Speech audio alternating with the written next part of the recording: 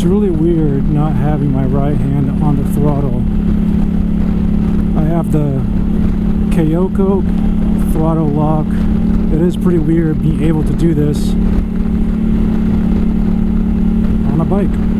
So the Kaoko basically twists and it puts pressure on the throttle so it locks it back, although I can still spin it pretty freely.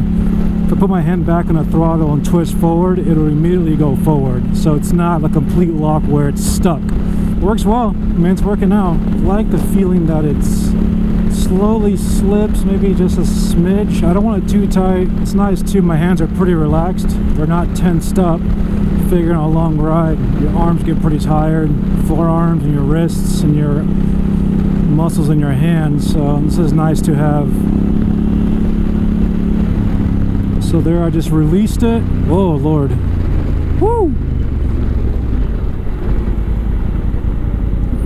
Just released the throttle control.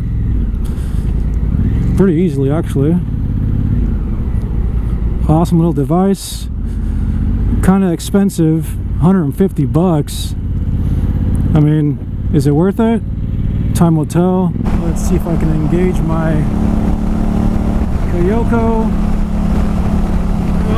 And it's engaged. Kind of have to slide my hand to the right a bit, and then squeeze it on. A little too much throttle. So if you want to adjust the throttle, you don't really loosen the Kaoko.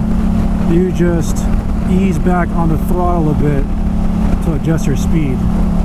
Not quite an exact science like in the car. A lot of bikes now have the fly-by-wire. Oh, it's all electronic, which is pretty cool.